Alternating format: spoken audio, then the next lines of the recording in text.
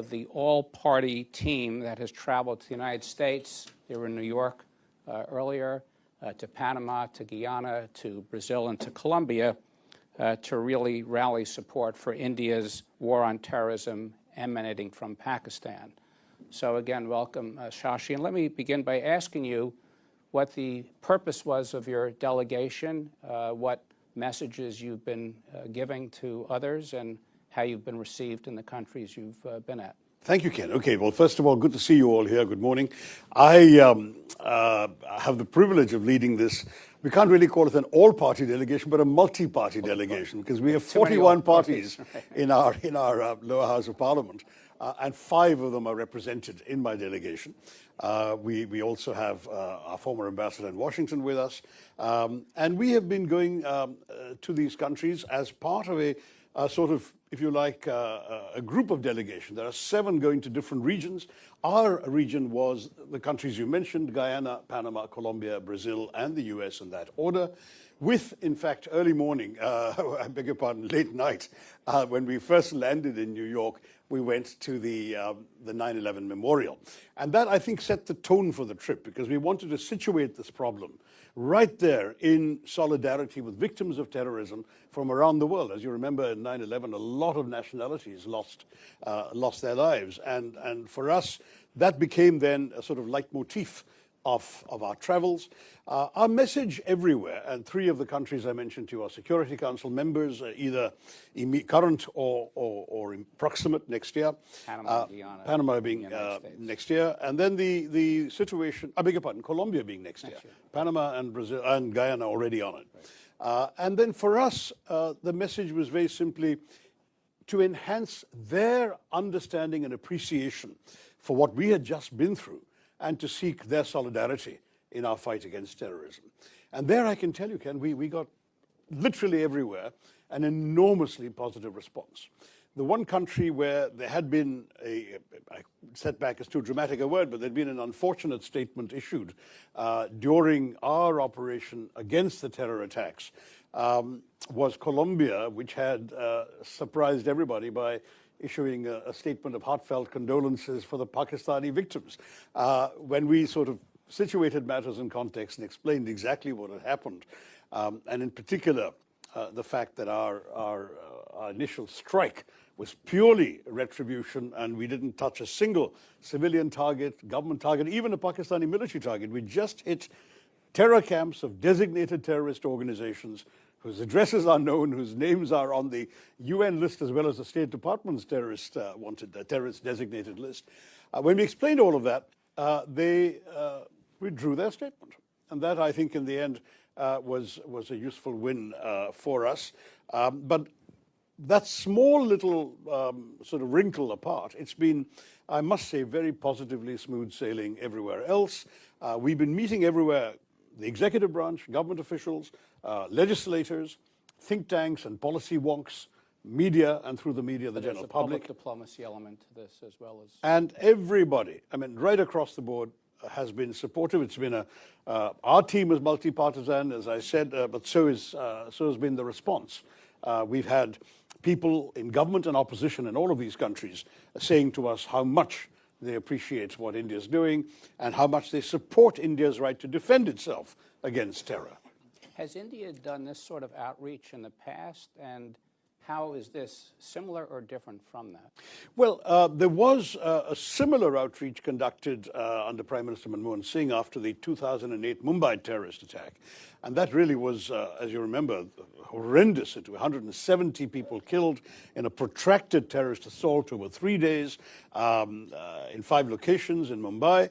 That was a terrible, terrible terrorist attack, and we went around the world. I can't say we because I wasn't in that, but the all-party delegations did the same thing. There'd been a couple of other precedents for the sort of demonstration of national unity and resolve, where just as my own delegation has 5 political parties, 7 states or 8 states represented in its 8 members, 3 religions. I mean, we've really showcased, if you like, the unity in diversity of India. I would say that very similarly, in the past too, governments have sought to convey through opposition voices their national resolve on issues. Indira Gandhi in the 1971 war sent out some of her foremost critics. What became the 1971 war, ahead of the war, to explain India's concerns about the Bangladeshi refugees in India. 2008, I mentioned. In between, in 1994, our then Prime Minister invited the leader of the opposition to lead the Indian delegation to the UN debate on Kashmir at the Human Rights Commission in Geneva. So we've had such precedents before, and I would say that in many ways it's a good reflection on Indian democracy. That old line about, your political differences stop at the water's edge is true for us too. Once we cross our borders, we are one. We have our quarrels with the other side, and we'll settle them at home. We don't need to.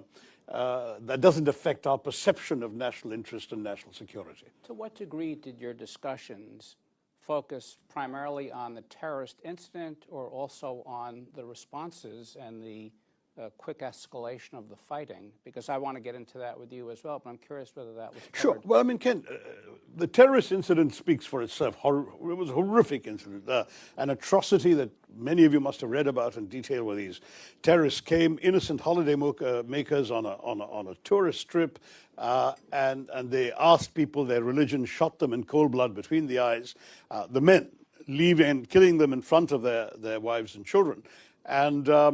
And when one sort of desperate woman screamed out in despair, "Shoot me too," she was told, "No, you go and tell them back in Delhi." That was sort of, "Go and tell Modi," I think was the line. That's the sort of cold-bloodedness and cynicism behind this terrorist assault. It was not some sort of random terrorist incident. It was meticulously planned and absolutely cruelly executed. So with all of that, the anger in India was palpable. I myself, and as you know, I chair the Foreign Affairs Committee of Parliament, but I wrote in my personal capacity an op-ed urging that this time India had to hit hard, but hit smart. And I think that's exactly what the government did. It decided, it took a couple of weeks, it took aim at 9 terror sites, as I mentioned a little earlier. These sites were so precisely chosen and attacked that there was no collateral damage, but even then they also did it at 1:05 to 1:30 at night, so there wouldn't even be the slightest risk of civilians around if there was anything going awry. They then sent a signal to the world, the very next morning press briefing, and also to the Pakistanis. As far as we're concerned, we're done. We just wanted retribution against the terrorists. We've avoided any of your sites. We haven't tried to hit you or your country. So as far as we're concerned, we're done. But if you hit back, we will have no choice but to retaliate. In other words, the burden of escalation was entirely left to the Pakistanis. We had absolutely no desire to have this seen as the opening salvo in a protracted war. We weren't interested. I mean, you know, Ken, you've been ambassador in India. We're focused on our development, on our growth story, on investment, on IT, on pharma. All of this stuff is what's occupying our minds and our mind space. We really don't have time to be distracted by war and conflict. But we felt in this particular instance we had no choice. We had to exercise our right to self-defense, or they'd believe they could just walk across the border, kill people with impunity and go back again. So we really had to show them there would be a price to pay. That was the logic of what we did. Pakistan chose to retaliate, and rather irresponsibly. That is, they had indiscriminate artillery shelling across the line of control and across the border. They killed, unfortunately, people in a Sikh temple, a Gurudwara. They killed nuns and worshippers in the convent of the Carmelites of Mother Mary. They ended up hitting people in their homes, on the streets. 19 killed, 59 in hospital with grievous injuries. So India again said, you hit us, we're going to hit you back. And we hit back as well. And this went on for 88 hours. I don't want to tell the whole story, but at the very end of it, on the final night, which was the night of the 9th and 10th of May, our first attack was the night of 6th and 7th of May. So at the end of 88 hours, we ended up hitting 11 Pakistani military sites. These were military airfields. And there are sort of publicly available satellite pictures, not Indian, but from any commercial satellite, showing craters on the runways, buildings damaged and subsequently demolished by the Pakistanis because they couldn't be rendered operational anymore. So extensive damage was done. And at the end of all of that, the Director General of Military Operations from Pakistan reached out to his Indian counterpart and said, we are ready to call it off. And we said, we've been telling you every day, you stop, we stop. You hit, we hit. It's as simple as that. So you're stopping, we'll stop. And that was the end of that. 88 hours. Very, very sad, frustrating. We didn't want this. We didn't want a conflict. But terrorism has to stop. And so our message wherever we went was to tell people, this is what happened. This is what we did in response. We hope you understand. And unanimously, it's been, yes, we understand. But the fact that the fighting escalated so quickly, and there was some concern about the nuclear exchange potentially taking place, is this the new normal? Are we going to be stuck in an endless cycle of sort of attacks and responses? Will this help deter future attacks, or do we have nuclear brinksmanship coming up more and more? I think what happened was so far short of anything remotely approaching a nuclear threshold that the proposition, frankly, is laughable. Our Pakistani friends, I think, like to dangle this nuclear bogey to get all of you excited and anxious. But, I mean, we've got a nuclear power engaged in a war right now for 2.5 years in Europe, and no one has talked about nukes yet. I mean, why would 2.5 days in India suddenly lead to fears of nuclear escalation? And when you think about conflicts between India and Pakistan, there have been 4 wars. And though this is a frustrating and unavoidable incident, it isn't anything like the wars we are talking about in the past. There's been one war since both countries went nuclear, the Kargil War of 1999. And that went on for a month almost, and nobody talked about nukes. This nuclear thing is a bogeyman, and I would urge people not to worry, because, I mean, why would anyone assume that the first option India, by the way, has already decreed a policy of no first use. So India, in any case, would never brandish a nuclear threat. Pakistan has not declared any such policy. In fact, they've implied the opposite. But we'll have to really wait for them to start seriously threatening this before anyone takes them seriously. And I honestly, on this particular point, nothing we did was an existential threat to Pakistan. It started off as calibrated retribution, and it ended up with some punitive actions against their misbehavior, but nothing more than that. But they did want to elevate that, and according to the press reports, that's what got the United States and some other countries more energized to try to facilitate a ceasefire. Yeah, well, I think that if anyone needed persuading to stop, it was the Pakistanis. And so, I mean, I'm not privy to what happened between the US and Pakistan, but I wouldn't be surprised if some of the messaging from here resulted in precisely what you're suggesting. We didn't need persuading, because from the very first day, and this is on the record because I'm not talking about anything classified here, it was right there from the very first briefing given after the initial strikes. Our message was all throughout, we are not interested in a conflict. We are just showing the terrorists and their handlers, their bases, their launch pads, what's what. This is the price you're going to have to pay. And honestly, every single day, to anyone who asked, and we had, if you look at our foreign minister's Twitter timeline, you'll see so many foreign ministers calling him and so on. Message exactly the same throughout. If they stop, we stop. And so the moment they signal they'll stop, maybe thanks to the US, in which case many thanks, we stopped. Right. You know, it has been widely reported that Pakistan used some of its newly obtained Chinese technology in terms of jet fighters and missiles, and that India used Israeli drones. It had its S-400 air defenses provided by Russia. It had use of its BrahMos missiles. Were there lessons learned in terms of the capabilities of these technologies? The Pakistanis claim to have shot down some Indian Rafale planes and to have damaged or destroyed one S-400 system. And is there any concern that China is learning lessons from the use of its own technology against India? I mean, you're quite right about the last part of your question, that the Chinese have supplied 81% of Pakistan's defense systems. Or defense is the wrong word, offense systems in many ways. And that 81% is pretty much everything sort of at the cutting edge that Pakistan possesses. I'm not privy to the military analyses of everything that went on. I'm sure, to answer the beginning of your question, that there is a serious amount of assessment taking place. But I think the way the conflict ended speaks for itself. That is that if there were initial strikes from the other side, clearly India was able to breach Pakistan's air defenses and hit their own military fields, and what is more, do so. One of them, the Chaklala or Air Marshal Noor Khan Air Base, is 1.5 kilometers away from their general headquarters of the army in Rawalpindi. So we're talking about an exposure of Pakistani vulnerability that may well have provoked them to come and offer that truce. I mean, I think when you look at the way it evolved, I suspect that our people were quicker to learn lessons while the conflict was going on than the other side. And the results, I think, are pretty clear. In fact, recently the Pakistan Prime Minister made a statement revealing the fact that Indian strikes had gone much farther than Pakistan had anticipated. There were apparently attacks on places as far apart as Hyderabad in the south of Pakistan and Peshawar in the northwest. So you're looking at a pretty impressive demonstration of Indian military capability. Beyond that, I just don't know what the military is talking to each other about. Let me ask one last question and then open up to the floor.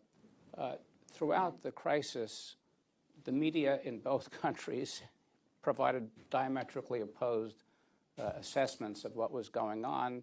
Some of it was highly exaggerated, and this was done even without the use of artificial intelligence. And perhaps those different messages enabled each side to claim victory and move forward. But it also raises the question of crisis communications and whether there needs to be enhanced efforts by both India and Pakistan to be able to communicate what's really happening to each other rather than having the media control the narrative. And is this an issue that the two countries are discussing? Is it left to the back channel between the director generals for military operations? But what more can be done to have preventive measures from having an escalation continue uncontrollably? Difficult in democracies, Ken, as you know, because we saw much less of artificial intelligence than we saw of natural stupidity. I mean, if you followed some of the social media accounts, there were, we had bombed Karachi, we had taken Islamabad, God knows what else people were claiming on social media. And I believe that the Pakistanis were no better. There was a lot of nonsense going around. It's partially sort of hyper excitement in the middle of a conflict, partially, I think, the fog of war. But what was good on the Indian part, and I speak only for the Indian side because I wasn't aware of what's going on the other side, was there were regular systematic briefings conducted by our foreign secretary, the senior civil servant in the foreign ministry, and 2 military officers. And when necessary, more senior military officers. The 2 military officers, by the way, were both women. Yes. And one of them was a Muslim, just to make it very clear. This is not India, Pakistan, Hindu, Muslim, any of this nonsense. It is united India against terror. And that message came across very well as well. But just to say that at the bottom line, India did what it could to put out an official version. And sensible people relied on that. I mean, I personally didn't watch anything else except what was officially coming out, because that's at least reliable, verified, and we know that it's true. Crisis communications, for us, DGMO is the hotline. We do have sort of residual high commissions in both countries, so diplomatic messages can be passed if necessary. But at this point, frankly, when you're fighting and you're actually shooting at each other, the best thing is to leave open the hotline and leave everything else off the table. Okay. Let me open it up now to members of the council. Remember, we're on the record, and if you could state your name and your affiliation and ask your question. Nelson.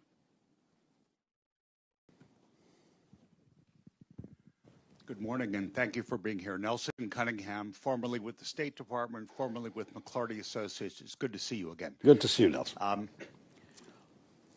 Immediately after the first attack by the terrorists, the United States signaled that, well, that was somebody else's set of issues, we'd stay out of it. Yeah.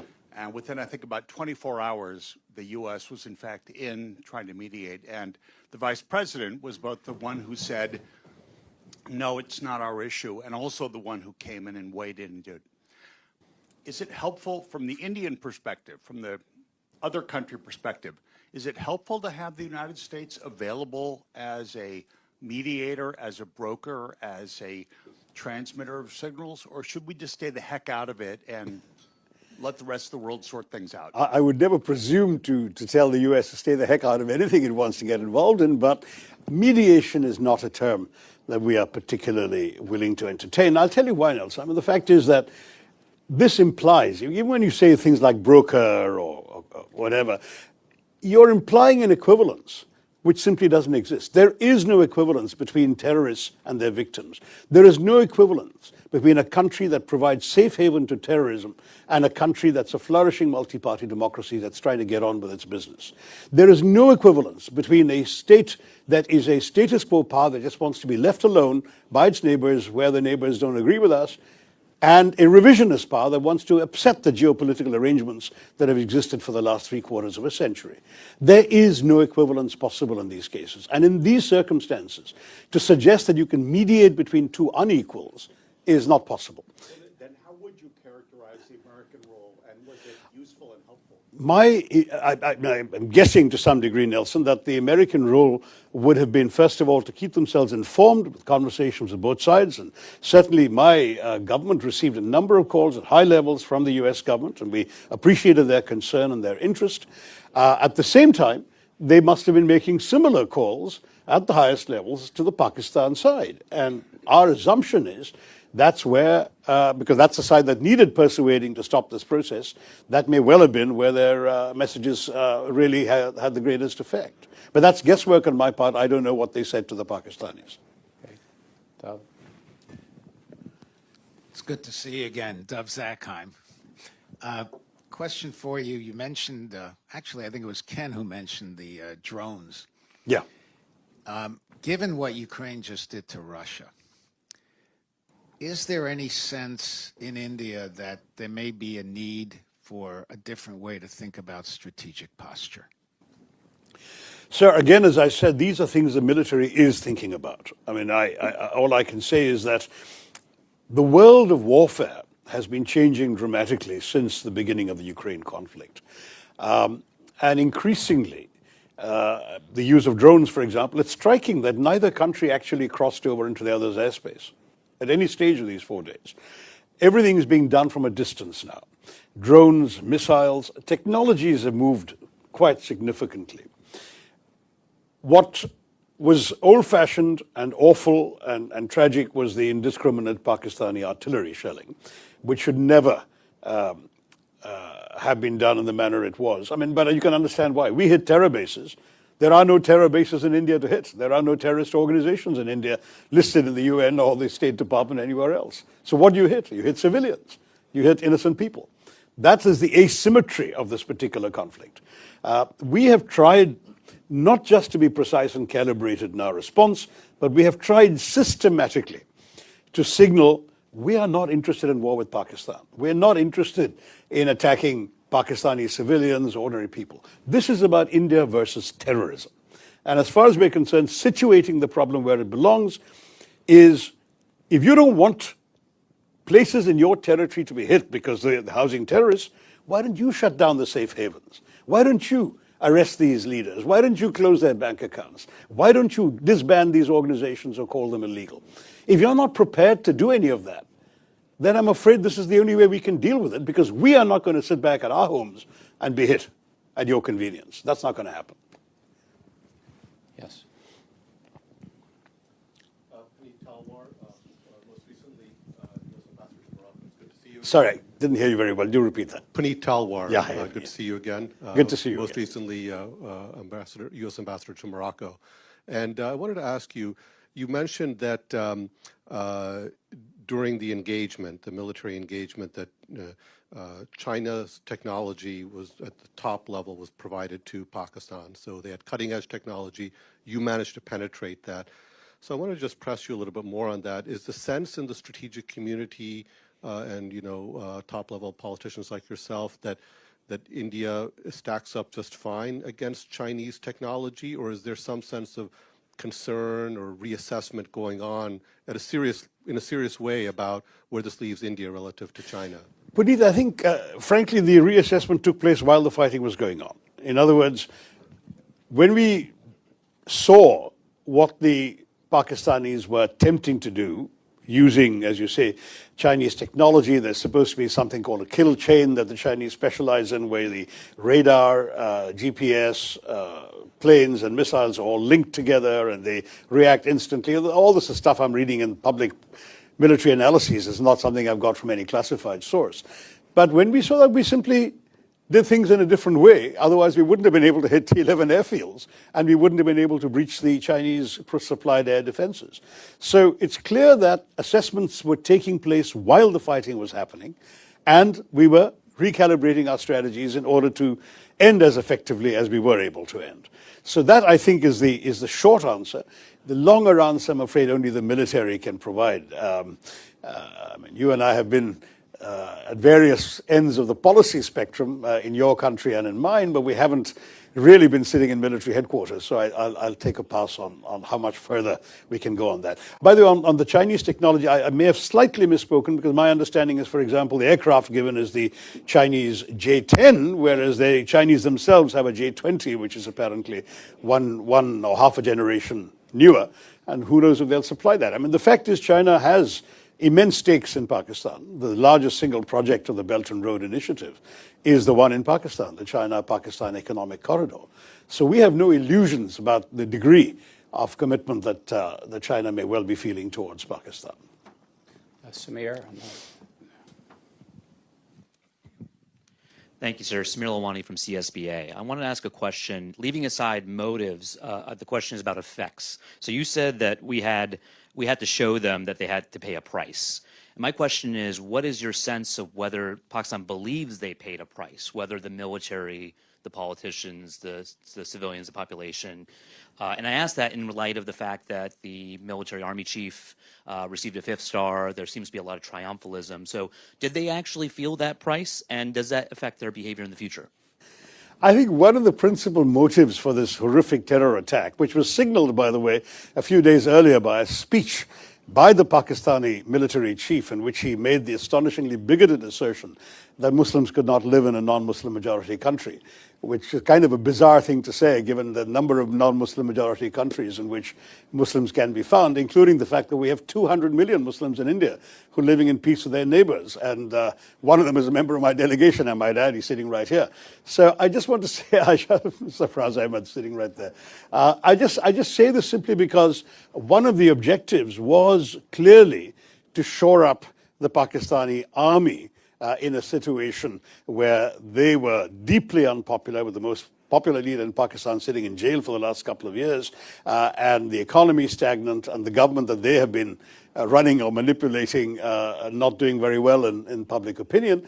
And clearly, whatever happened in the conflict that was bound to ensue after the terrorist strike, they were going to declare victory for the army. So there was a lot of chuckling in Delhi when the failed general became a field marshal. But I mean, that's the sort of thing that, by promoting himself, as you said, with that extra star, because that was definitely going to be the army's gain from this fight with India.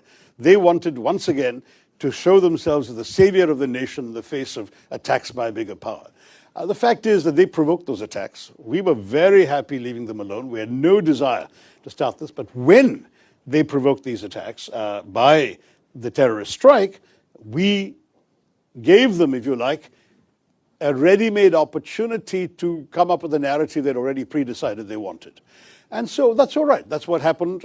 We have no particular complaints or regrets. If that makes them feel that they can stop fighting, it saves us the bother of continuing this unnecessary fight. Remember, for India, this war is a distraction. For the Pakistani military, it's fundamental to its sense of importance, its sense of success in its own society.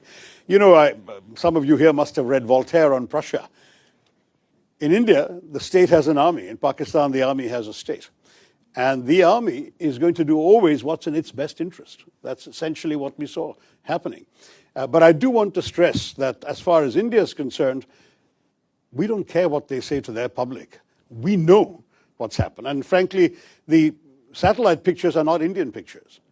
There is absolutely no evidence that the Pakistan has been able to advance in support of its claim to have inflicted magnificent victories and great damage on India and so on. Absolutely no evidence.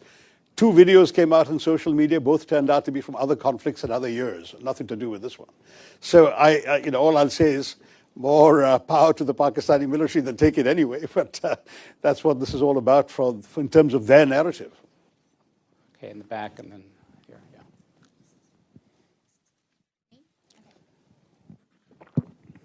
Hi, Maureen Ahmed from State Department. I've covered South Asia and India in the past, asking a question in personal capacity. Lots of Pakistan stuff, so stepping back a bit in the South Asia region writ large. Lots of different changes on political landscapes in Bangladesh, Sri Lanka, Nepal.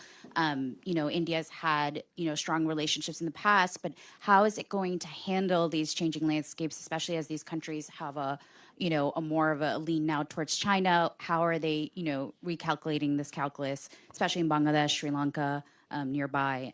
So would love to hear your perspective. That's a vast subject, young lady. I think we'll really have to do an entire seminar on that. But I'll start off with one simple proposition, that we have the sort of same kind of big country in the neighborhood problem that the U.S. has had for ages. I don't know how many of you remember the Mexican president, Porfirio Diaz, saying, "My poor Mexico, so far from God and so close to the United States." Many small countries in our neighborhood are bound to have the sort of feeling about being so far from wherever and so close to India. So China does come in and play a role. There's no doubt about that. They've all reached out. China can be a fairly munificent supplier of funds. Very often they are loans and not grants, and some of them involve unsustainable debt obligations on the part of the recipients. And so, yes, you've implied there are certain issues we need to address. We will, but it'll take too long to give you a short answer, other than to say that the neighborhood is of great importance to us. We, as a country, have always appreciated the fact that when we sit around the table with our neighbors, we account for 70% of the landmass and 80% of the GDP. We have a responsibility to care for the well-being of our neighbors, and we are conscious of that. In fact, we were trying to make a go of the South Asian Association for Regional Cooperation, but Pakistan obstructed that on the grounds that they could not have these relationships blossoming as long as they had a grouse with India. And unfortunately, the South Asian Association worked on consensus, and so nothing could get done. India still has now revived another sub-regional organization called BIMSTEC, the Bay of Bengal Initiative, which does not include Pakistan, and sadly it doesn't include the Maldives either, because they're to the west of the Bay of Bengal, but all the countries to the east, including Thailand and Myanmar, are part of this initiative. So it's not that we are in any way backing off from regional cooperation. We want it, but there are specific challenges, and it'll take too long to discuss them, but we can go country by country at some point. I'm sure my colleagues at the Indian Embassy will be happy to help a State Department person on that.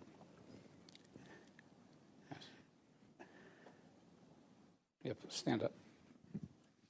That shouldn't be allowed. This is my son. Tharoor of the Washington Post. Definitely asking a question in personal capacity. And mostly to say hi before you go off to your next engagement. Raise the mic. Mostly to say hi before you go off to your next engagement. I'm curious, though, on this tour you've been on, various countries in the Western Hemisphere, have any of your government interlocutors asked you to show evidence of Pakistan's culpability in the initial attack? And what do you say to the repeated Pakistani denials of having any hand in the initial attack? Okay, well, I'm very glad you raised this, Ishant. I didn't plant it, I promise you. This guy does this to his dad. Very simply, no one had any doubt, and we were not asked for evidence. But media have asked, and so you are speaking for your tribe in that in 2 or 3 places, media asked this question. Let me say very clearly that India would not have done this without convincing evidence. But there were 3 particular reasons I want to draw your attention to, all of you. The first is that we've had a 37-year pattern of repeated terror attacks from Pakistan, accompanied by repeated denials. Americans haven't forgotten that Pakistan didn't know, allegedly, where Osama bin Laden was until he was found in a Pakistani safe house right next to an army camp in a cantonment city. That's Pakistan. Mumbai attacks. They denied having anything to do with it. One of the terrorists was captured alive. His name, his identity, his address in Pakistan, everything was revealed. Under interrogation, he told us where he was trained, what was done. The US intelligence, as well as ours, recorded the chilling voice of the Pakistani handler giving minute-by-minute instructions to the killers in Mumbai, telling them where to go. And they were monitoring Indian TV and saying, there are people hiding on the 3rd floor of that hotel, go and shoot them there. This kind of thing is going on. Your sources recorded this too. So we know what Pakistan's all about. They will dispatch terrorists. They will deny they did so until they're actually caught with red hands. That's the first. So I agree you're going to say, but that's circumstantial. Sure. Second point. The moment this happened, within 45 minutes or so of this happening, the terrorist attack, a group called the Resistance Front claimed credit. Who are the Resistance Front? They're a well-known proxy front of the Lashkar-e-Taiba, a banned organization listed by the United Nations, listed by the US State Department, which enjoys safe haven in the town of Murid-K in Pakistan. The Resistance Front, evidence about the Resistance Front and its doings was presented by India to the UN Committee on Terrorism in December 2023 and repeatedly again in 24. But the problem was, of course, Pakistan too is a member of that committee. The Resistance Front was not listed by the UN, but its identity was known and publicized. These people then claimed credit within a time span. There were no media present when these killings took place. Most of the world hadn't even learned about this when they claimed credit. So that was itself a smoking gun. They repeated that claim 24 hours later. And having repeated that claim 24 hours later, then their handlers must have woken up to the gravity of this and told them to take it off their site. So they did. But the fact is, the credit claim was on record and the world has seen it. Third, when the first strikes happened on the terrorist camps, funerals were conducted, including for members of some of the key organizations, the Jaish-e-Mohammed in particular, and the Lashkar-e-Taiba. The funerals were conducted and photographs have emerged on social media showing Pakistani generals and police officers in uniform attending these funerals, being conducted by relatives of these terrorists. So we're looking at 3 concrete pieces of evidence as far as India is concerned. But finally, I can add to the mix, we also have intelligence services. They have been studying very carefully these terrorist attacks.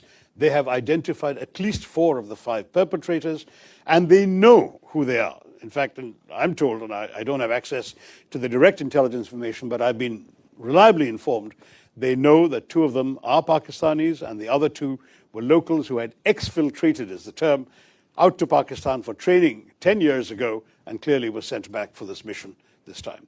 So it's on the basis of all of this put together that we said, we know who did this, and we will take action. And that's exactly what we did. I can assure you India is not the kind of country that would undertake a military operation without very solid basis for doing so.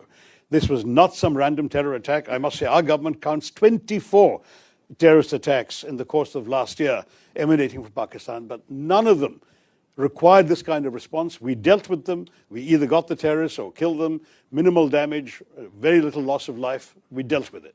This showed all the hallmarks of a sophisticated, planned, deliberate operation with reconnaissance, with intelligence work, with a modus operandi worked out, this cynical exercise of asking people their religion, shooting them between the eyes. This is not an ordinary terrorist, some bearded fanatic blowing himself up outside a supermarket. This is not that. This is a serious quasi-military style operation, and it required a military response. Okay, as I mentioned, we have a hard stop at this time, and I regret we can't have more questions, but I want to thank very much our speaker, Dr. Tharoor, and thank all of you. There will be a posting on the council website of the transcript and video of today's meeting. So thank you again, Shashi. It's great. Thank you very much.